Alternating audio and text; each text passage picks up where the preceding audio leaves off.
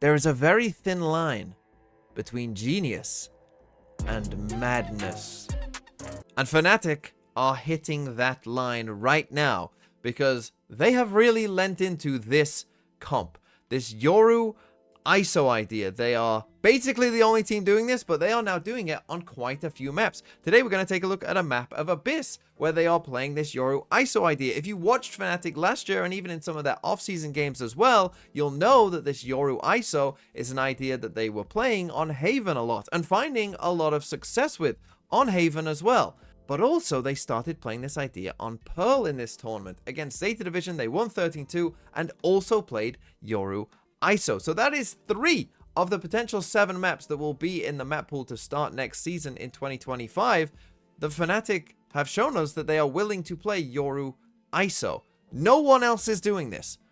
So is it a good idea? Now, I've already made a video in the past quite a while ago about playing Yoru and some of the advantages that Yoru brings, allowing you to basically do more with your team comp, because Yoru in a team comp will essentially and can act as both a flashing initiator but also as the dive duelist. He can kind of do both roles, right? Maybe not as well as some of the other agents could do the one role, but he can do both, which opens you up to essentially, this is a free role. This can be whatever you want it to be, right?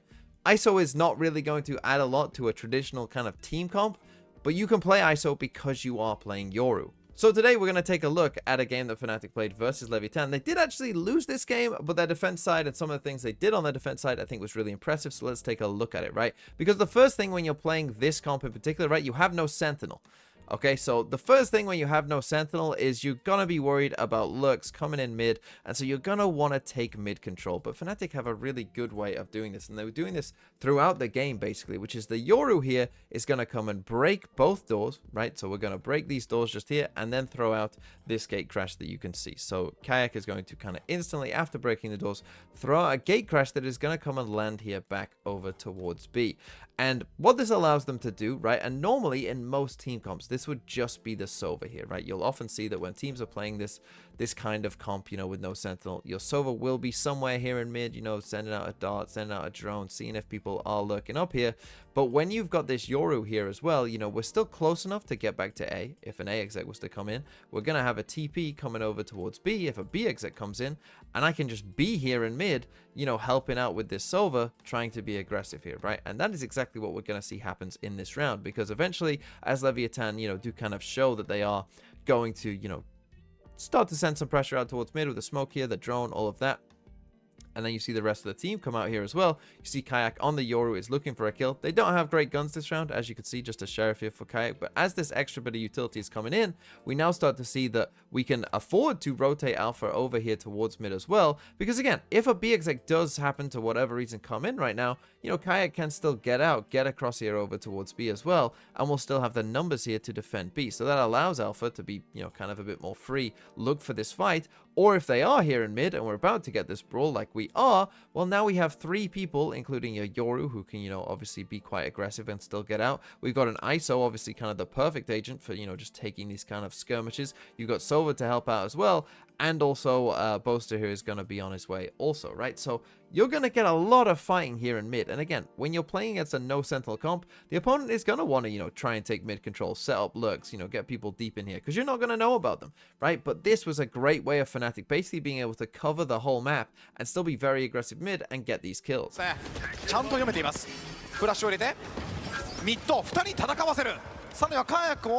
And so after they get that first kill, Leviathan decide, okay, we don't want any of that. They then just quickly pivot over towards A. But you see that Fnatic, because we've kind of won this mid fight, they already expect that. They're already ready for that. And they're ready to just get across and rotate. So by the time here that Leviathan, you know, start to think about doing this and start to think about coming towards this A site, Fnatic's already, we've already got 3 players here. So this is not going to be very easy at all for Leviathan. ヌルコマンド警戒で少し引いた位置、フナティック対応できています。設置まで持っていたレビアタン。さらにはスポンゴに詰めていくがボースター対応しました。ボースター対応した。シェルフでダブルキル。大きなチャンスとなったフナティック。とこれキングの位置がバレると映画のリテイクを早く行えばいいという判断になりますよ。さあこの3ラウンド目必要なのはレビアタンです。フラッシュを入れて勝負。直線的にこのコンディションを入れてボーサが3人目スパイクは見えない位置見づらい位置キング1人かわして1対3上のアルファイに対応できるかどうか。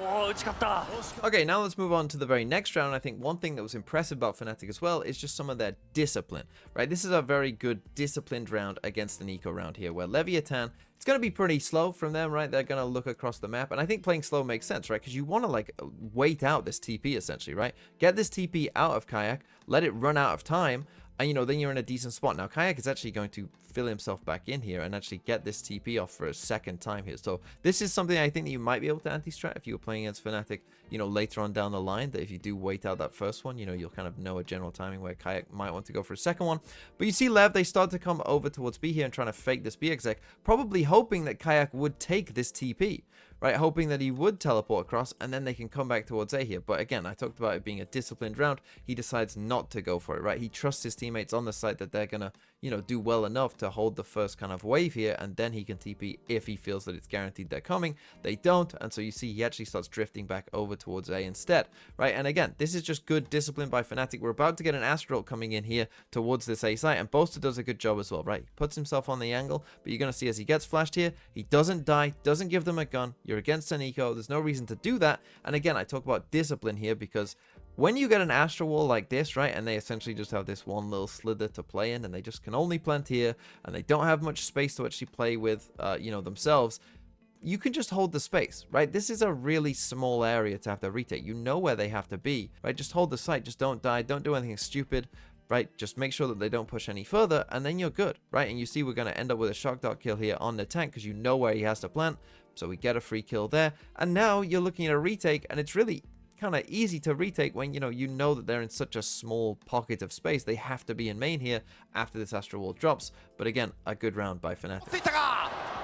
タンクが倒れます。これがクラッシーズ。またもコズミックディバイド晴れるのを待ってから武器差を生かしての勝負ですね。落ち着いてますね。さあテックスまずはスモーク、グラビティウェル吸い込まれないように一歩引いたデーモン1の位置。再び会場が鳴るコンディジェシー、スモークからのフラッシュで飛び出ていくカーヤッククロニクル。デーモン1人返すものの対応できないテックスダブルキル。あるかあるか。最後はモンスターです。 So even though we got a little bit close there after Tex got a couple of kills, you see again good discipline by Fnatic. One of the kills that we're going to get in this round is literally just Chronicle just holding for this the whole time. He knows that this is coming and he just gets a free kill here. But also I just want to, you know, talk about some of the util that Fnatic used as well, like this grab well. I thought was quite nice. Clearly they have the protocols, you know, kind of for this kind of retake and what they want to do. And I also thought that this was kind of interesting, right? Boaster's smoke here. Now this again is a smoke that maybe you would do more for if the spike was planted here, right? Because this is like a common angle that people might be spamming from in general, or might be in this kind of area. Obviously with the spike planted where it is, you know, this angle is less of a concern to you, but I thought that it was interesting. You know, we do this smoke and then Boaster ends up getting the final kill here by TPing, you know, into this smoke. So again, if the spike is planted here though, that is a thing, right? You know that this smoke will probably be empty for you because they're not going to be here because they're going to need to spam the spike, right? So great play by Boaster. He ends up getting this final kill, you know, from this angle coming out of the smoke. Nice little retake by Fnatic and a very disciplined round. And then right after that round, they then go for this crazy aggro round. まあ今このラウンドでプレッシャーかけてるけど今まであんまかけてないんですよね。ああ裏飛び見に行きましたね。はい。いいコースがあります。ここはボースター。A は入れさせるような動きをずっと取っていた、誘い出すようなフナティックの守りだったんですが、今回は前に出ました。キルコントラクト。さあアルファイアの世界へようこそ。デーモン1との勝負。 So yeah, a really cool idea by Fnatic after that kind of slow, disciplined round. They then just come at you and go crazy, right? And there's even parts of this that if they really did do, it would have been even crazier, right? So we get this dart coming down here. We're going to get Alpha pushing down here with the ISO shield. You're going to get the Yoru with the fake clone running down mid just here. And you get Boaster. He actually doesn't stick this TP, but, you know, he does it, right? He does this TP. And I don't know what the rules would be of, like, when he decides to stick this, but obviously this is absolute madness, right? And if you're Leviathan, like, you know, you hear this Omnot, you're looking backwards, these guys are running forward at you here. Like, this is not easy to deal with, really, you know, whatsoever. He does eventually cancel it, as you see just there, but they carry on with the aggro in kind of this second wave as Alpha gets the first kill. And then Alpha kind of retreats and decides to go for this ult. Now, they set up very deeply here, and you'll see in just a second after Alpha, you know, goes for his ult, and he's going to find this kill here. So we end up in a 3v5. Unfortunately here for Fnatic, they do end up losing these fights, to Leviathan here, as Crashy's just kind of whiffs on this shot as he's trying to peek out of this corner and trade Kayak. So unfortunately they get a bit of a whiff. We end up in a 3v3. But as we just play the round a bit quicker here, as now we kind of enter this, kind of weird state. Fnatic will end up winning this round as well. And I think just again, even though that round obviously didn't go perfect for them there, you see the change of pace, you see how it works for them. Alpha goes 1 for 1 there. We end up in a 2v2, but Buster's in a good spot here on A to close out the round. 握られている以上カバー遅れてしまいます。あとはナタンクはフラッシュ2つもありますが、まずはフラグメント。ボーサーここは前に出れません。味方を待ちます。さあ吸い込みながら衰弱が入り、そこを仕留めたクロニクルとの連携です。すれ違ってる。キングうまく立ち回ってボーサーがまだ耐えている。 And I think one of the main advantages specifically for Fnatic with this kind of ISO Yoru comp is that they're able to be very multiple in their, approach to any particular round, right? We've seen them be disciplined and, like play steadily and play for retake and all of that. We've seen them be aggressive, and this is going to be another example of a round where they are going to be quite aggressive, right? We're just going to see like, okay, drone is coming out here in mid. We see someone, Alpha's just going to ult you. Right, like straight away, he's just going to ult you and he's going to feel good about winning any ult against you, right? Because it's Alpha and he is going to win most of these ults. This round is already a 5v4. Whilst that's going on, you've got Chronicle here feeling confident enough to just hold this space, after an ISO ult comes in and maybe they're thinking, oh, this is a time to take some space. Chronicle just beheads someone straight away as well.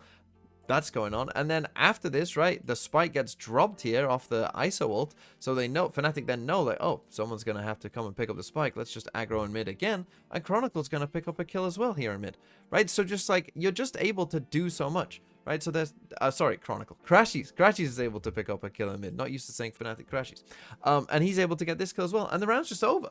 Right, we're 17 seconds into the round's over. And Fnatic with this comp, we're basically able to solve one of the biggest weaknesses that you're generally going to have playing a kind of no sentinel comp here, is that, those mid lurks are going to be kind of a big deal, right? Anytime they can take mid from you and insert people, that's going to be a problem. But Fnatic basically answered this with this kind of Yoru setup. And so what they're forced left to do is this kind of stuff, where they eventually just said, okay, well, let's just start doing XX then, right? If you're going to commit heavy to, being in mid, well, then we're just going to, group up as 5 and do an XX. But that also doesn't work, right? Because now this TP comes into play, right? Where, okay, you now completely abandon mid. You now just decide to do a B exec. Well, you've got 2 players here, and now you've got this TP and a third as well on their way as well. So good luck trying this exec Leviathan. 視界を奪います。